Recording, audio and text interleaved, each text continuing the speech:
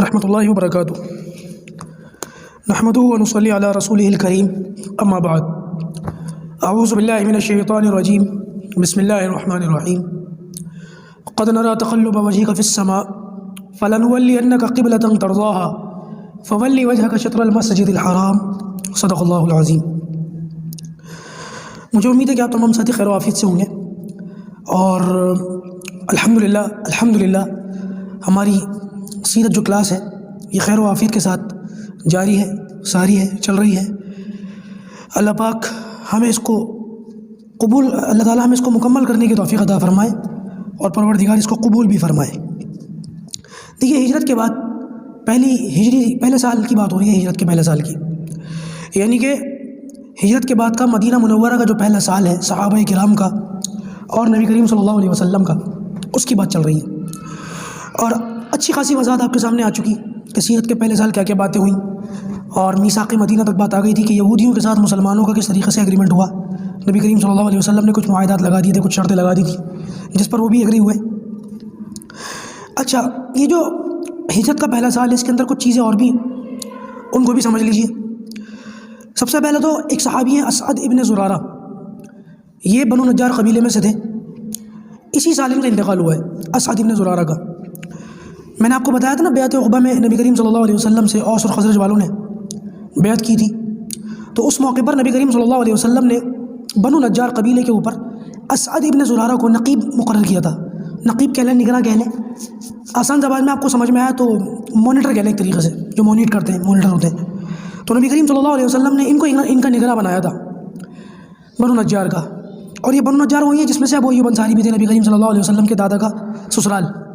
تو آپ صلی اللہ علیہ وسلم کے ایک طریقے سے یہ کہہ سکتے ہیں کہ اللہ کے رسول کا اس میں بڑا ان میں جو ہے وہ تھا، کیا کہتے ہیں، دل تھا، اور آپ صلی اللہ علیہ وسلم چاہتے بھی یہ تھے کہ میزبانی کا شرف بھی انہیں کو ملے۔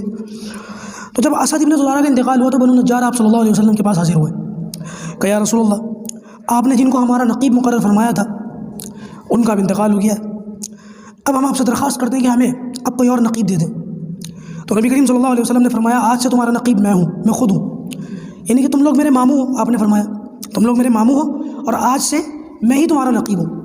تو بنو نجار اس کو اپنی بڑی فضیلت سمجھتے تھے، اور جب بھی فضائل کی بات آتی تھی، مناقب کی بات آتی تھی، تو بنو نجار اس بات کو بیان کرتے تھے کہ نبی کریم صلی اللہ علیہ وسلم نے اپنے آپ کو ہمارا نقیب قرار دیا، فخریہ طور پر ان باتوں کو کہتے تھے۔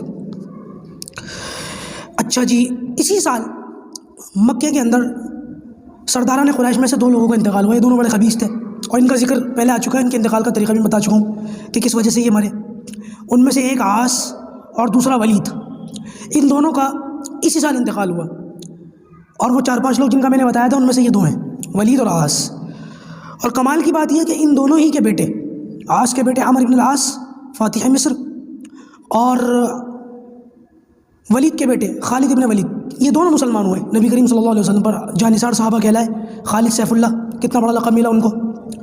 اور یہ صرف دو لوگ نہیں تھے کہ جنہوں نے نبی کریم صلی اللہ علیہ وسلم کو ستایا اور ان کی اولادیں ایمان لے آئیں، بلکہ ایسے بہت سارے لوگ تھے جنہوں نے نبی کریم صلی اللہ علیہ وسلم کو پریشان کیا، اور انہی کی زندگی میں آپ صلی اللہ علیہ وسلم کے اوپر ان کی اولادیں ایمان لے آئی تھیں، یا ان کے بعد ایمان لائیں گی۔ بہرحال ان لوگوں نے اپنی آنکھوں سے نبی کریم صلی اللہ علیہ وسلم کے ساتھ اپنے باپ کا سلوک دیکھا، یعنی کہ ولید کے بیٹے خالد نے دیکھا، اور خالد تو وہ جو عہد میں مشرکین کی طرف سے آئے بھی تھے، اور بظاہر مسلمانوں کو شکست ہوئی اس کا ذریعہ بھی یہ بنے، عہد میں اس کی وضاحت آئے گی۔ لیکن یہ لوگ وہ ہیں جو آپ صلی اللہ علیہ وسلم کے ساتھ اپنے باپ کا، اپنے آبا و اجداد کا سلوک دیکھ چکے تھے، اس کے باوجود یہ لوگ نبی کریم صلی اللہ علیہ وسلم پر ایمان لے آئے۔ ایسا نہیں ہوا کہ ان کی تیسری یا چوتھی نسل ایمان لائی ہو، بلکہ پہلی نسل ایمان لے آئی۔ یہ آپ صلی اللہ علیہ وسلم کی دعوت کا، آپ کے دین کے حق ہونے کا جیتا جاگتا ثبوت ہے کہ ولید کے بیٹے خالد اپنے باپ ولید کا سلوک دیکھنے کے باوجود بھی اللہ کے رسول پر ایمان لے آئے، اور عاص کے بیٹے عمر بن العاص، انہوں نے بھی دیکھا تھا کہ میرے باپ نے میرے نبی کریم صلی اللہ علیہ وسلم کے ساتھ کیسا سلوک کیا تھا، یہ بھی ایمان لے آئے۔ اور بھی میں نام گنوا دیتا ہوں۔ ابو جہل، کون نہیں جانتا اس کو، پوری دنیا جانتی ہے، اس امت کا فرعون ہے ابو جہل۔ اور ابو جہل کے بیٹے اکرمہ بن ابو جہل، پکے صحابی اور نبی کریم صلی اللہ علیہ وسلم پر جان چھڑکنے والے۔ ایک وقت ایسا بھی آیا تھا، کسی نے ان کو تانا دیا تھا کہ تو ابو جہل کا بیٹا ہے، تو انہوں نے اللہ کے رسول سے شکایت کی، یا رسول اللہ مجھے یہ تانا دیا جا رہا ہے۔ تو آپ نے پھر منع فرمایا تھا کہ لوگوں کو ایسے ناموں سے نہ پکارو کہ جن سے پکارا جانا ان کو برا معلوم ہوتا ہو۔ یہ واقعہ ہے، اور اکرمہ نبی کریم صلی اللہ علیہ وسلم کی جانثار صحابہ میں شمار ہوا رضی اللہ تعالیٰ عنہ۔ ایک شخص اور ہے امیہ، یہ بھی نبی کریم صلی اللہ علیہ وسلم کے کٹر دشمنوں میں سے تھا، اور اس کے بیٹے صفوان ابن امیہ نبی کریم صلی اللہ علیہ وسلم کے جانثاروں میں سے تھے۔ اور مدینہ کے اندر بھی ایک شخص ایسا گزرا ہے جو نبی کریم صلی اللہ علیہ وسلم کو بڑا ستاتا تھا اور آپ صلی اللہ علیہ وسلم کے خلاف خفیہ پلاننگوں میں شریک رہتا تھا۔ مدینہ کا سب سے بڑا منافق عبداللہ ابن ابی، یہ اتنا بڑا منافق تھا کہ اس کو منافقوں کا سردار کہا جاتا ہے۔ اس کے بیٹے کا نام بھی عبداللہ تھا، اور نبی کریم صلی اللہ علیہ وسلم پر جان جھڑکنے والے صحابہ کرام میں ان کا شمار ہوا، سچے تھے، مخلص تھے، آپ صلی اللہ علیہ وسلم پر ایمان لائے۔ بلکہ ایک مرتبہ اپنے باپ کو پانی پیش کیا، عبداللہ ابن ابی کو۔ یہ عبداللہ پکے مسلمان، ان کا باپ بھی عبداللہ پکا منافق، منافقوں کا سردار، عبداللہ بن ابی۔ تو یہ جو عبداللہ تھے یہ پانی لے کر کے آئے اپنے باپ عبداللہ ابن ابی کے پاس کہ یہ پانی پی لو۔ تو وہ کہنے لگے کہ یہ کہاں سے لایا؟ تو وہ کہنے لگے کہ میرے نبی کا جھوٹا ہے، میں جان بوجھ کر کے اپنے نبی صلی اللہ علیہ وسلم کو پلا کر اور ان سے یہ بچا ہوا پانی تیرے پاس لے کر کے آیا ہوں، شاید نبی کریم صلی اللہ علیہ وسلم کا جھوٹا پانی پینے کی برکت سے ابا تمہارے اندر بھی ایمان اتر جائے۔ تو پلٹ کر وہ کہتا ہے کہ تو مجھے پیشاب لا کر کے پلا دے، میں وہ پینے کو تیار ہوں، یہ نہیں پیوں گا معاذ اللہ۔ منافقت اختیار کر لی تھی اس نے۔ اچھا، مدینہ کے اندر مسلمانوں کو ان لوگوں سے بھی واسطہ پڑا جو منافق کہلاتے تھے۔ دیکھیے، جب تک نبی کریم صلی اللہ علیہ وسلم مکے کے اندر رہے، 40 سال جب نبوت ملی ہے، اور اس کے بعد 13 سال تک آپ صلی اللہ علیہ وسلم نے اس نبوت پر جو ہے لوگوں کو بلایا ہے، 13 سال تک دعوت دی ہے، تو دو طرح کے لوگ تھے، یا تو سچے مسلمان تھے یا پکے کافر تھے، تیسری کوئی جماعت نہیں تھی۔ لیکن جب نبی کریم صلی اللہ علیہ وسلم مدینہ منورہ پہنچے تو یہ تو جو عبداللہ ابن ابی تھا، اس کی پوزیشن ایسی تھی کہ تقریباً مدینہ کے جتنے لوگ تھے اس کو اپنا سردار چننے والے تھے، اور یہ مدینہ کے اندر، یثرب کے اندر اپنی سرداری کے خواب بھی دیکھ رہا تھا۔ بعض روایت کے اندر آتا ہے کہ اس نے تاج وغیرہ بنانے کی بھی جو ہے کسی کو ذمہ داری دیتی تھی کہ وہ تاج تیار کرو۔ ابھی وہ تاج تیار ہوا نہیں تھا اور اس کی سرداری کا اعلان بھی نہیں ہوا تھا کہ نبی کریم صلی اللہ علیہ وسلم مدینہ تشریف لے آئے۔ تو اس شخص نے جب یہ دیکھا کہ آپ صلی اللہ علیہ وسلم مدینہ آ گئے اور لوگ جوق در جوق نبی کریم صلی اللہ علیہ وسلم کی نبوت پر جو ہے ایمان لا رہے ہیں، کلمہ پڑھ کے مسلمان ہو رہے ہیں، تو اس نے بجائے اس کے کہ کھلم کھلا مخالفت کرتا، اس نے منافقت اختیار کر لی۔ اس نے یہ کیا کہ میں اندر سے تو اپنے جو سابقہ دین ہے اس پر رہوں گا، اور بظاہر نبی کریم صلی اللہ علیہ وسلم کے سامنے کلمہ پڑھتا رہوں گا، اپنے آپ کو مسلمان ظاہر کروں گا۔ یہ بھی تھا، اور ان کی ایک بہت بڑی تعداد تھی منافقوں کی مدینہ کے اندر۔ احد کے میدان میں یہ 300 لوگوں کو واپس چلا گیا تھا، 300 منافقوں کو لے کر کے واپس چلا گیا تھا۔ 1000 کے قریب جو ہے نکلے تھے مسلمان احد کے میدان میں، جس میں 700 لے گئے تھے، اور 300 لے کر کے 300 لوگ اپنے لوگوں کو 300 لوگوں کو لے کر کے واپس آ گیا تھا۔ اس سے آپ اندازہ لگائیں کہ منافقوں کی تعداد کتنی بڑی تھی۔ اور یہ بات تک رہے، نبی کریم صلی اللہ علیہ وسلم کے پردہ فرمانے تک، وفات کے بعد تک رہے۔ ان کا بھی ذکر وقتاً فوقتاً آتا رہے گا۔ تو یہ جو تھے یہ منافق لوگ تھے، اور یہ نبی کریم صلی اللہ علیہ وسلم کو پریشان کرتے رہتے تھے۔ تو اچھا، یہ بھی بات ہے کہ نبی کریم صلی اللہ علیہ وسلم کو بھی ان کی منافقت کی اطلاع تو تھی، پتہ تو تھا، اللہ تعالیٰ وحی کے ذریعے سے بتا دیا کرتا تھا۔ لیکن یہ ہے کہ آپ صلی اللہ علیہ وسلم نے کبھی کسی بھی منافق کا نام لے کر صحابہ کے سامنے اظہار نہیں کیا کہ یہ منافق ہے۔ بعض مرتبہ صحابہ کرام بھی ان لوگوں کے رویے سے پہچان جاتے تھے، سمجھ جاتے تھے کہ یہ لوگ منافقین ہیں، لیکن پہچاننے کے باوجود کبھی کسی کو اس بات کا تانا نہیں دیا گیا، ان کی منافقت کو چھوڑ دیا گیا ان کو ان کے حال پر۔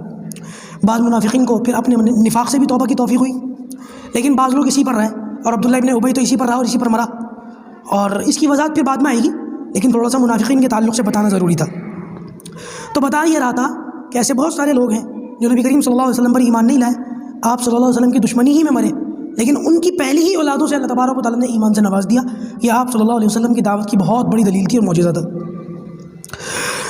اسی سال، پہلے ہی سال، ہجرت کے پہلے سال، ایک بہت بڑا معاملہ یہ بھی ہوا، اما عائشہ صدیقہ رضی اللہ تعالیٰ عنہا، ان کی رخصتی ہوئی نبی کریم صلی اللہ علیہ وسلم کے یہاں۔ ہجرت سے پہلے ہی حضرت خدیجہ رضی اللہ تعالیٰ عنہا کے انتقال کے بعد نبی کریم صلی اللہ علیہ وسلم نے حضرت عائشہ سے نکاح فرما لیا تھا، اور یہ ہجرت کے بعد ان کی رخصتی ہوئی ہے۔ علماء نے لکھا کہ رخصتی کے وقت اما عائشہ کی جو عمر تھی وہ تقریباً 9 سال تھی۔ خود فرماتی ہیں کہ یہ جو میری عمر تھی 9 سال، اور اس میں مدینہ کی خاص کھجوریں ہوتی تھیں جن کو کھانے کے بعد انسان کا جو جسم ہوتا ہے وہ فربا اور موٹا ہو جاتا ہے۔ وہ ایک خاص قسم کی کھجور ہوتی ہے جس کو کھانے سے بندہ بالغ ہو جاتا ہے، جلدی بالغ ہو جاتا ہے۔ جیسے کہ آج کل کے ہمارے فارمی مرغے اور ہمارے یہاں کے اسٹریٹ فوڈس جن کو کھانے کے بعد ہمارے نوجوان لڑکے اور لڑکیاں 12 سال کی عمر میں بالغ ہو جاتے ہیں، 13 سال کی عمر میں ان کے بلاغت کے آثار، بلوغت کے آثار جو ہیں وہ نظر آنے شروع ہو جاتے ہیں۔ تو یہی معاملہ اس مدینہ کی کھجوروں کا تھا، بس وہ نیچرل تھی۔ آج کل کو جو ہمارا کھانا ہے وہ دوائیوں سے اور پتہ نہیں کون کون سے جو ہے وہ سیرم وغیرہ کے ذریعے سے ہو رہا ہے، اللہ حفاظت فرمائے۔ تو 9 سال کی ان کی عمر تھی۔ علماء کے اور بھی اقوال ہیں، کوئی 12 سال کہتا ہے، کوئی 18 سال کہتا ہے، لیکن 9 سال پر ان کا اتفاق ہے سب کا۔ اب اس پر کچھ لوگ اعتراض بھی کرتے ہیں کہ ان کی یہ عمر تھی اور اتنی چھوٹی عمر میں نکاح کر دیا کچھ لوگ، لیکن علماء کرام نے وقتاً فوقتاً ان باتوں کے جوابات دیے ہیں اور بڑے زبردست جوابات دیے ہیں۔ ایک مجھے جواب جو بڑا پسند آتا ہے وہ یہ کہ نبی کریم صلی اللہ علیہ وسلم کے دور میں آپ کے پکے اور ٹھکے جو دشمن تھے، بڑے بڑے دشمن تھے، ان لوگوں نے بھی نبی کریم صلی اللہ علیہ وسلم کو کبھی اس چیز کا طعنہ نہیں دیا کہ اتنی چھوٹی لڑکی سے نکاح کر لیا۔ اگر یہ قابل اعتراض بات ہوتی تو آپ صلی اللہ علیہ وسلم پر بات بات پر اعتراض اٹھانے والے اس زمانے کے اپنے لوگ ہی اس پر اعتراض کرتے تھے۔ لیکن دیکھیے ہر زمانے میں، ہر علاقے میں اور دنیا کے ہر خطے میں بچوں کی بالغ ہونے کی جو عمر ہوتی ہے وہ علیحدہ علیحدہ ہوتی ہے۔ خیر یہ ایک الگ سی چیز ہے، اس کو کسی اور موضوع پر میں بتاؤں گا۔ آج تو تقریباً ساری کلاس اسی پر ہوتی جا رہی ہے، قبلے کی تو بات ہی نہیں آ رہی۔ دوسری چیز پہلی ہجری کی جو ہے وہ بیر روما کے تعلق سے۔ دیکھیے جب مدینہ منورہ کے اندر صحابہ کرام ہجرت کر کے تشریف لائے، مدینہ منورہ کے اندر آئے، تو یہ موقع تھا کہ نبی کریم صلی اللہ علیہ وسلم نے اس موقع پر یہ دیکھا کہ مدینہ کے جتنے کنویں تھے جہاں سے پانی وغیرہ نکلتا تھا وہ سارے کھاری کنویں تھے، کھارا پانی تھا ان میں۔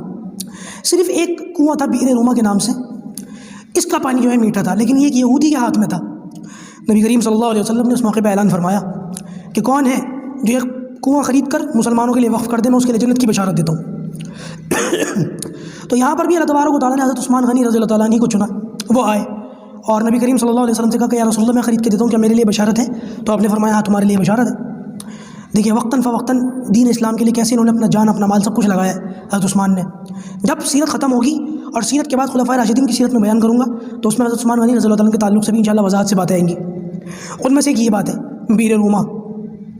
دراصل بات یہ ہے کہ یہ یہودی جو ہے بڑا لالچی تھا اور کنواں اس کے ہاتھ میں تھا اور بہت مہنگی قیمت پر یہ اس کا پانی بیچتا تھا، کیونکہ پتہ تھا اس کو آس پاس کے کنویں تو ایسے ہی ہیں اور یہودی ویسے ہی لالچی اور دغاباز ہوتے ہیں۔ حضرت عثمان آ گئے تو حضرت عثمان غنی رضی اللہ تعالیٰ نے اس سے کہا کہ یہ کنواں مجھے بیچتے ہو؟ اس نے کہا میں نہیں بیچتا، میری آمدنی کا ذریعہ ہی ہے اور لوگ میرے سے منہ مانگی قیمت پر یہ پانی خریدتے ہیں، میں تو نہیں بیچتا۔ تو حضرت عثمان غنی رضی اللہ تعالیٰ نے اس کو ایسا زبردست چلایا کہ اللہ کے اچھا ایک کام کرو، آدھا کنواں بیچ دو، آدھا تم رکھ لو۔ کہنے کا مطلب یہ تھا، آدھا کنواں بیچنے کا مطلب یہ کہ ایک دن اس کنویں کا پانی تم استعمال کرنا اور ایک دن یہ کنواں میرا ہوگا اور دن تم استعمال نہیں کرو گے۔ جب تمہاری باری ہوگی تو میں ہاتھ نہیں ڈالوں گا اور جب میری باری ہوگی تو تم ہاتھ نہیں ڈالنا۔ تو وہ یہودی ہاتھوں لالچی کہ اللہ کا یہ بڑھیا ہے، کنویں کے پیسے بھی مل رہے ہیں آدھے اور کنواں بھی ہاتھ کے اندر ہے آدھا، تو لہٰذا اس نے کیا کیا، اس بات پر راضی ہو گیا کہ آدھا کنواں آپ لے لو۔ حضرت عثمان غنی رضی اللہ تعالیٰ نے آدھا کنواں لے لیا، آدھی قیمت اس کو دے دی۔ اب جب حضرت عثمان غنی رضی اللہ تعالیٰ عنہ کی دن کی باری آتی تھی تو حضرت عثمان جو ہے اعلان کر دیا کرتے تھے کہ مدینے کے تمام ایمان والوں کے لیے، تمام مسلمانوں کے لیے پانی فری ہے۔ تو مسلمان کیا کرتے تھے، سب لوگ اتنا پانی پی لیتے تھے اور اپنے جانوروں کو پلا دیا کرتے تھے اور ساتھ میں اتنا بھر کر لے جایا کرتے تھے کہ دوسرے دن کے لیے بھی کافی ہو جاتا تھا۔ اور جب دوسرے دن یہودی کی باری آتی تھی تو وہ بیٹھا ہوا رہتا تھا خالی سارا دن۔ تو اس نے یہ سوچا یہ اچھا سودا کرا میں نے کہ کنواں میرے ہاتھ میں تو ہے لیکن کوئی فائدہ نہیں ہے۔ تو اس نے پھر ایک دن آ کر کے حضرت عثمان سے خود کہا کہ اس کنویں سے اب مجھے کوئی فائدہ نہیں ہے، ایسا کرو باقی آدھا کنواں بھی تم ہی لے لو۔ تو حضرت عثمان غنی نے باقی آدھی قیمت بھی اس کو دی اور پورا کنواں خرید کر نبی کریم صلی اللہ علیہ وسلم کے لیے اور اس مسلمانوں کے لیے وقف کر دیا۔ تو یہ ایک بہت بڑی ان کی سعادت تھی۔ اچھا جی، اس کے بعد جو ہے 2 ہجری شروع ہو جاتا ہے اور 2 ہجری کے اندر جو ہے وہ پھر اس کے بہت سارے واقعات ہیں اور بہت ساری چیزیں ہیں، اور سب سے بڑا واقعہ اور سب سے بڑی چیز جو 2 ہجری کی سمجھی جاتی تھی کہ اس میں بدر کا واقعہ پیش آیا۔ انشاءاللہ عز و جل میں جو بدر کا واقعہ ہے نا، یہ خوب وضاحت کے ساتھ، خوب ایکسپلینیشن کے ساتھ، بہت تفصیل کے ساتھ، بڑی وضاحت کے ساتھ آپ کو پڑھاؤں گا اور سمجھاؤں گا تاکہ بدر کے تعلق سے کہ کس طریقے سے یہ معاملہ ہوا، کیسے لڑائی ہوئی۔ میرا بس چلتا تو بدر کا جو ایک طریقے سے میپ ہوتا ہے نا، وہ میں آپ کے سامنے رکھتا نقشہ، اور پھر اس میں دکھاتا اسٹک سے، ایک بڑا سا نقشہ ہو اور ہمارے ہاتھ میں اسٹک ہو اور اس نقشے سے اس پر انگلی یا اسٹک رکھ کے دکھائی جائے یہ وہ جگہ ہے، یہ وہ اس طریقے سے۔ لیکن کوئی بات نہیں، انشاءاللہ عز و جل آپ کو اس میں بھی کوئی کمی محسوس نہیں ہوگی۔ اللہ نے چاہا تو میں اس طریقے سے پڑھانے کی کوشش کروں گا کہ آپ حضرات کو کسی قسم کی دشواری نہ ہو۔ تو یہ 2 ہجری ہے، 2 ہجری شروع ہو جاتا ہے اور 1 ہجری جو ہے ختم ہو جاتا ہے۔ ہجرت کا دوسرا سال اب شروع ہو جاتا ہے اور اس ہجرت کے دوسرے سال میں جہاد کا حکم بھی آتا ہے، اور اسی جہاد کے حکم کے نتیجے میں مسلمانوں کو سب سے پہلی جو لڑائی لڑنی پڑتی ہے، جہاد کرنا پڑتا ہے، وہ ہے بدر۔ اچھا، یہاں پر جہاد کے متعلق بھی کچھ باتیں میں آپ کے سامنے رکھوں گا، کیونکہ آج ہمارے یہاں ہندوستان کے اندر موجودہ میڈیا نے جو بیڑا غرق کرا جہاد کا نام لے کر کے، اور کیا کیا چیزیں اپنی طرف سے الٹی سیدھی، جیسے کہ لفظ جہاد، سر نہ پیر ان باتوں کا، نہ کسی قرآن کی کسی آیت میں ملے، نہ شریعت کے کسی جز میں ملے، اور جہاد کا ایسا بگاڑا اس لفظ کو، اس جہاد کے لفظ کو اتنا بگاڑا کہ آج موجودہ دنیا جہاد اور دہشت گردی میں فرق ہی نہیں سمجھتی۔ اللہ حفاظت فرمائے. ایسے ہی ہمارے یہاں میری مسجد کے اندر جہاں میں نماز پڑھاتا ہوں اس مسجد کے اندر جیسے میں آپ کو سیرت پڑھا رہا ہوں ایسے ہی میں نے جمعے کے اندر جمعے بیان کے اندر سیرت پڑھائی اور جمعے کے بیانوں کے اندر مکمل سیرت پڑھائی. تو جب تک میں مکی دور پڑھاتا رہا لوگ بڑے شوق سے سنتے رہے اور جب مدنی دور آیا اور اس کے اندر بدر اور احد آئے تو لوگوں کے طوطے اڑ گئے. کہنے لگے جی یہ سب باتیں بیان نہ کرو, ہمارے آس پاس کے لوگ پتہ نہیں کیا سوچیں گے, کچھ غیر مسلم بھی ہے نا. تو میں نے کہا یہ کیا بات ہوئی, اگر ہم سچ بیان نہ کریں, اگر ہم حق بیان نہ کریں تو لوگوں کو غلط سچ اور سچ کو غلط بتانے میں تو پھر ویسے ہی کوئی دشواری نہیں ہے. اور لوگوں نے کیا بھی یہی. تو لہٰذا انشاءاللہ عز و جل ہماری اس کلاس کے اندر, ہماری سیرت کلاس کے اندر وضاحت کے ساتھ, ایکسپلینیشن کے ساتھ, بالکل کھول کر کے انشاءاللہ عز و جل میں آپ کے سامنے یہ بھی رکھوں گا کہ کس طریقے سے جہاد ہوتا ہے اور جہاد کے کیا کیا احکام ہیں. اور اللہ حفاظت فرمائے. صحیح بات تو یہ ہے کہ دہشت گردی ہی کے مخالفت میں جہاد کیا جاتا ہے. جہاد جب تک رہتا ہے دہشت گردی جو ہے دبی رہتی ہے. دہشت گردی کو آتنکواد کو کچلنے کا سب سے بڑا جو ذریعہ ہے وہ جہاد ہے. انشاءاللہ عز و جل جیسے جیسے کلاس آگے بڑھتی رہے گی آپ لوگ سنتے رہیں گے, یہ باتیں بھی آپ کے سامنے وضاحت کے ساتھ آتی رہیں گی اور جہاد کی صحیح ڈیفینیشن آپ کے سامنے آئے گی اور غلط چیزیں آپ کے ذہنوں سے انشاءاللہ صاف ہو جائیں گی. سیرت کلاس کا یہ بھی بہت بڑا فائدہ ہوگا انشاءاللہ. اچھا بھائی, دوسری ہجری کا جو سب سے ایک واقعہ, اہم واقعہ وہ ہے تحویل قبلہ, یعنی کہ بیت المقدس کی طرف رخ کر کے مسلمان نماز پڑھتے تھے. نبی کریم صلی اللہ علیہ وسلم اس طرف رخ کر کے نماز پڑھتے تھے. اللہ تبارک و تعالیٰ کی طرف سے فوراً حکم آ گیا کہ اب بیت المقدس کے بجائے بیت اللہ کی طرف رخ کر کے نماز پڑھو. اور اب تمام دنیا کے مسلمانوں کے لیے قیامت تک بیت اللہ ہی کو قبلہ بنا دیا گیا کہ مسلمان دنیا میں جہاں کہیں بھی ہوں اس کی طرف رخ کر کے نماز پڑھیں گے. حتیٰ کہ بیت المقدس کے اندر بھی کھڑے ہو کر کے نماز پڑھیں تو وہ بھی بیت اللہ کی طرف رخ کر کے نماز پڑھیں. سبحان اللہ. اور یہ بہت بڑی چیز تھی اور یہ ایک تاریخی حکم تھا اور اس کے پیچھے کیا کیا جو ہے مصلحتیں تھیں اور کتنی بڑی اللہ تبارک و تعالیٰ نے اس کے اندر کامیابی رکھی مسلمانوں کے لیے, نبی کریم صلی اللہ علیہ وسلم کے لیے کہ اللہ کے رسول کی تمنا تھی کہ بیت اللہ کو جو ہے وہ قبلہ بنا دیا جائے. یہ تمنا کیوں تھی اور یہ بنایا کیوں گیا اس کی وضاحت اصل تو مجھے آج کرنی تھی, لیکن پہلی ہجری کے کچھ واقعات رہ گئے تھے تو اگر میں ان کو کور نہ کرتا تو پھر یہ ادھورے رہ جاتے. چلیے انشاءاللہ عز و جل اس میں تحویل قبلہ ہی پر بات ہوگی اور پھر اس کے بعد دوسری ہجری کے واقعات شروع ہو جائیں گے کہ دوسری ہجری کے اندر کس طریقے سے جو ہے وہ بدر اور احد, کیونکہ پھر وہ کبھی نہ رکنے والا اللہ کے رسول صلی اللہ علیہ وسلم کے اس دنیا سے جانے تک پھر ایک کے بعد ایک جو ہے وہ جہادی مارکے ہوئے ہیں اور جنگیں ہوئی ہیں. انشاءاللہ پھر اس کی باتیں شروع ہو جائیں گی اب. اور سب سے پہلا جو مارکہ ہے بدر, اس کو تو میں انشاءاللہ عز و جل خوب وضاحت کے ساتھ 5-7 نشستوں کے اندر انشاءاللہ بیان کروں گا. اللہ پاک ہم سب کو کہنے سننے سے زیادہ عمل کرنے کی توفیق عطا فرمائے. السلام علیکم ورحمۃ اللہ وبرکاتہ.